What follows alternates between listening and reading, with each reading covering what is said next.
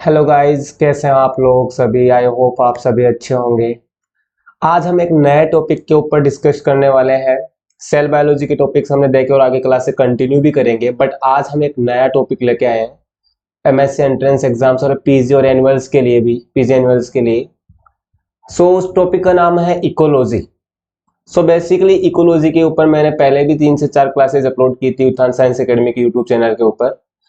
आप उनमें आप जनरल इन्फॉर्मेशन बेसिस देख सकते हो उत्थान साइंस एकेडमी के चैनल के ऊपर जाके चेकआउट कर सकते हो मेरी प्लेलिस्ट से। लेकिन आज हम जिस टॉपिक के ऊपर बात करने वाले हैं वो एक इम्पोर्टेंट एंड मेजर टॉपिक है इकोलॉजी का। इकोलॉजी के ऊपर आप लोग सब जानते हो बायोटिक फॉर्म्स कौन सी होती है, एबायोटिक फॉर्म्स कौन सी होती है, इनके एनवायरमेंटल पे क्या क्या इम्पेक्ट होते हैं, कैसे कैसे सर्वाइवनेस की स्ट्रेंथ बढ़ती और घटती रहती है, कैसे, ये सब चीजें मैं आपको बताऊंगा।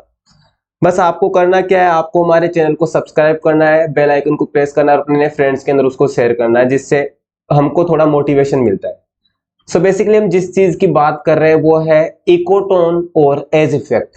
आपने ये वर्ड सुन रखे होंगे, आपको पता भी होगा क्या होता है, लेकिन बेसिक लोगों को ये नहीं पता होता है कि इसको डिफाइन एक्चुअली कैसे कर पाते हैं। बेसिकली इस चीज के ऊपर मैं कंसल्ट करके आपके लिए ये टॉपिक लेके आया हूं। बेसिकली आपको मेरे बैकग्राउंड स्लाइड के ऊपर आपको ये एक इमेज दिख रही होगी।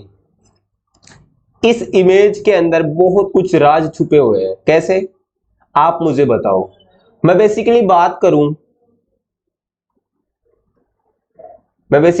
करूं ये वाला एक एरिया, ये वाला, और एक एरिया ये वाला, और बीच में ये क्या है, एक रिवर है या मान लो पॉन्ड है, कुछ भी मान लो। एक एरिया हो गया ये वाला और एक एरिया हो गया ये वाला। हो गया, दो एरिया हो गए जो कैसे कोई मान लो ज्योग्राफिकल बैरियर के थ्रू, हम बोल नहीं सकते, मैं आपको समझाने के लिए बता रहा हूं। आप ज्योग्राफिकल बैरियर वर्ड यूज नहीं कर सके इकोटोन और एज इफेक्ट के अंदर, लेकिन मैं आपको एक समझाने के लिए एक नॉर्मल सी बात बता रहा हूं कि ये कोई बैरियर के अकॉर्डिंग क्या है, यहां से ये सेपरेट है, ठीक है। या फिर आप इसको मान सकते हो कि ये इसका जोन है और ये इसका जोन है, ये दोनों के बीच का जोन है। आप इसको ऐसे बोल सकते हो, बोल सकते हो।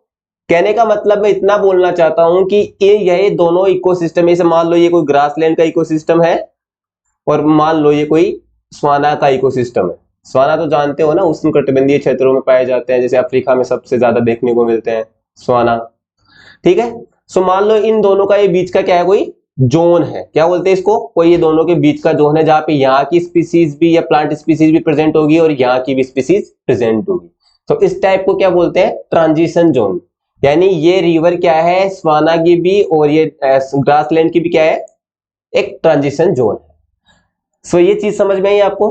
अब ठीक, हम अपने टॉपिक के ऊपर चलते हैं। टर्म पहले हम बता रहे हैं ecotone. What is the simple mean of ecotone?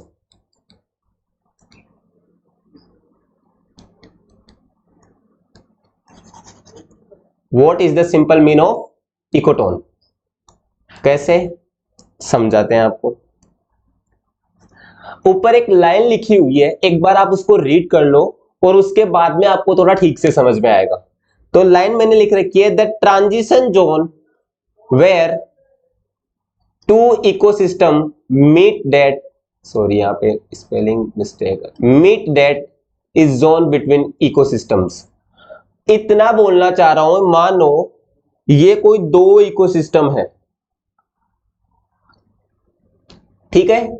ये कोई दो इकोसिस्टम है और इन दोनों इकोसिस्टम के स्पीसीज यहां तक प्रेजेंट है, और ये वाला बीच वाला एरिया, यहाँ पे इस टाइप की इकोसिस्टम के भी स्पीसीज, प्लांट स्पीसीज प्रेजेंट होंगे और इस टाइप की इकोसिस्टम के भी प्लांट स्पीसीज, एनिमल स्पीसीज क्या होंगे, प्रेजेंट होंगे। तो मैं इस वाले टर्म को, इस वाले जोन को ये बोल सकता हूं कि ये इन दो इकोसिस्टम्स के बीच का क्या है, ये एक ट्रांजिशन एरिया है।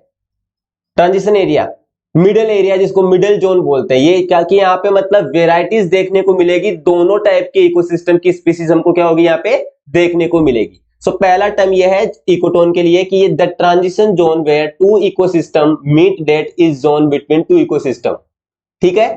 यहाँ पे एक ट्रांजिशन जोन होगा जिसके अंदर दो इकोसिस्टम आपस में क्या होंगे, मीटअप करेंगे या मीट होंगे या आपस में मिलेंगे, वहां पे दोनों टाइप की इकोसिस्टम्स की स्पीसीज क्या होगी, प्रेजेंट होगी, ठीक है।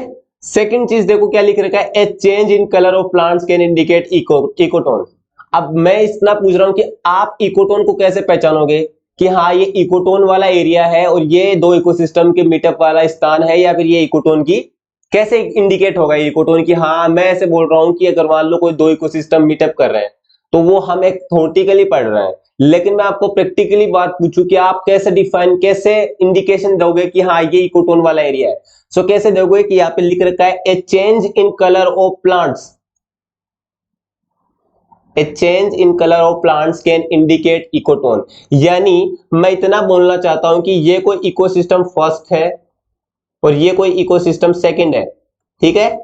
इस पे यहाँ पे थोड़े से मान लो ग्रीनी कलर ज्यादा है और यहाँ पे भी ग्रीनी कलर थोड़ा सा बहुत ज्यादा लो है, सॉरी यहाँ पे ग्रीनी कलर बहुत ज्यादा लो है, यानी क्लोरोफिल की कंसंट्रेशन दोनों में क्या है, डिफरेंट डिफरेंट है।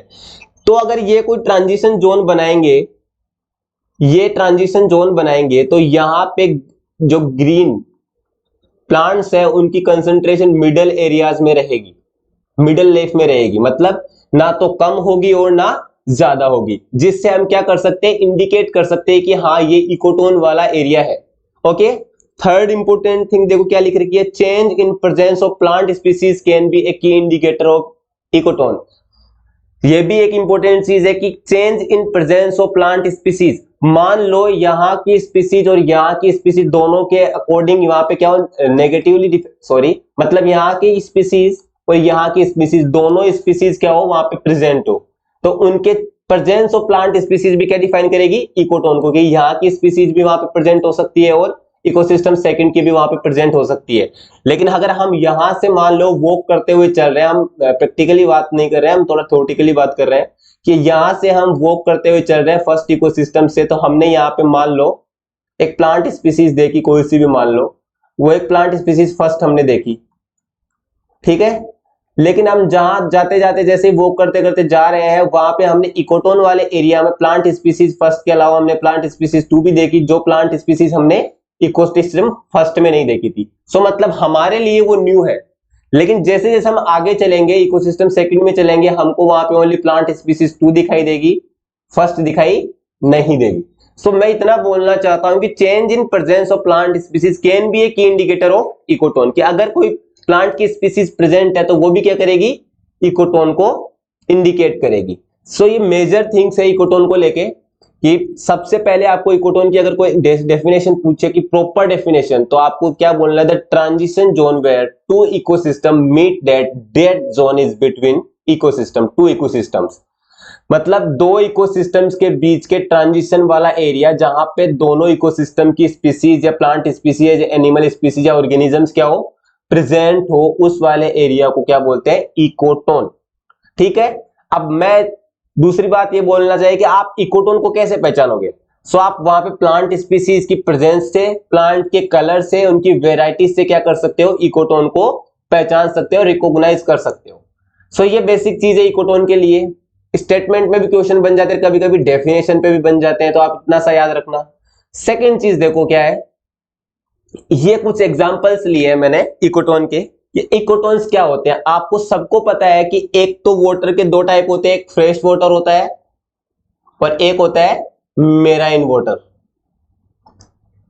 ठीक है। लेकिन आपने देखा होगा कि कोई एक ओशियन है, सी है, ओशियन है, पता है आपको ओशियन होता है, उस ओशियन के अंदर रिवर जाके मेल्ट होती है। सो ये वाला एरिया जहां से ओशियन स्टार्ट होता है और जो रिवर का पानी उस ओशियन में मेल्ट होना स्टार्ट होता है, उस वाले एरिया को क्या बोलते हैं, ईस्चुरी। क्या बोलते हैं, ईस्चुरी।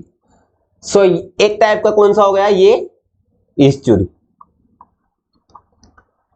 ये कौन सा एरिया है, इकोटोन वाला।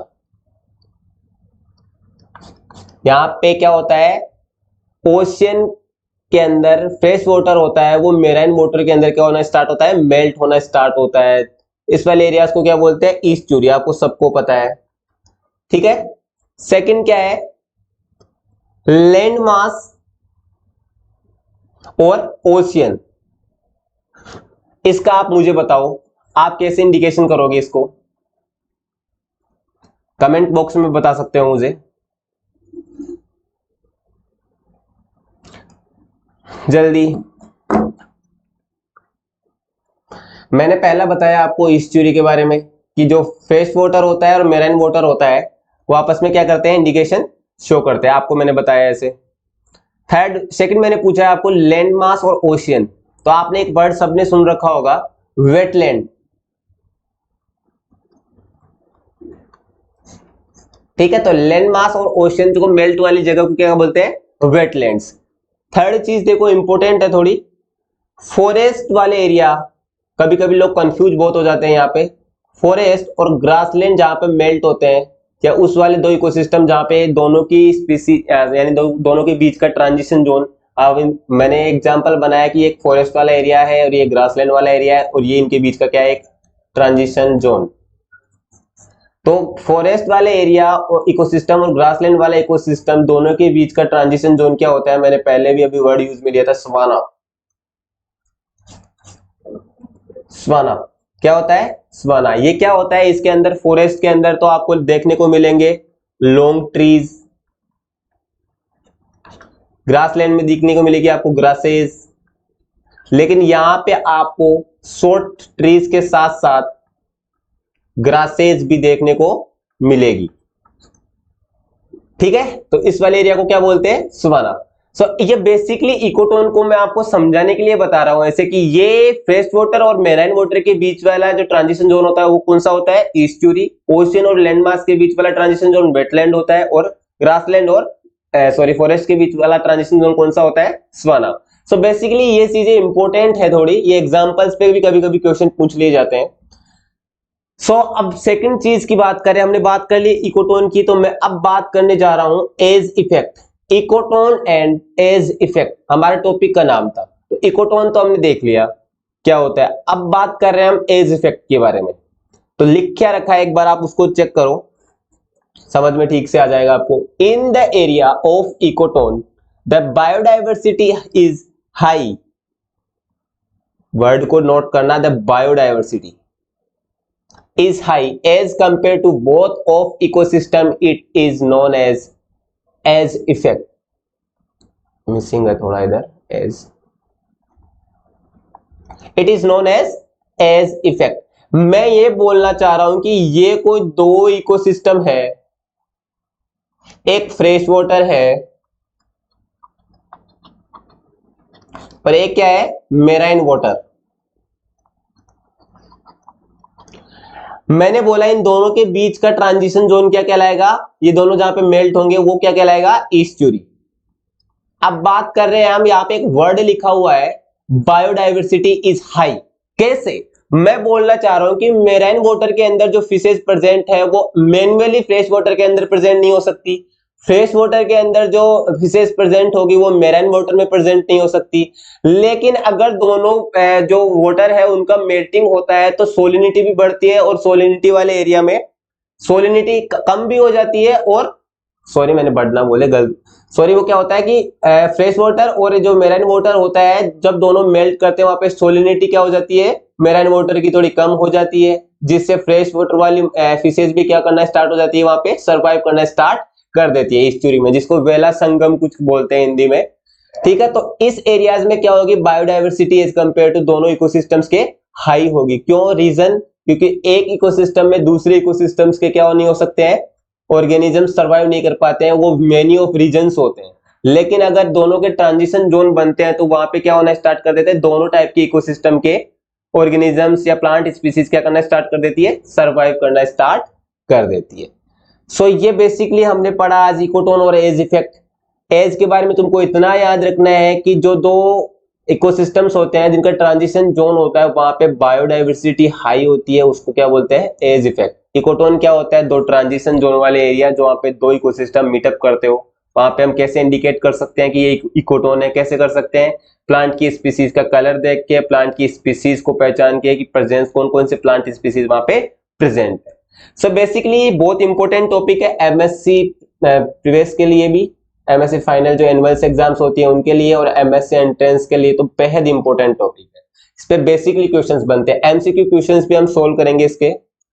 सो आज के लिए इतना ही, मिलते हैं नेक्स्ट वीडियो के अंदर। बाय।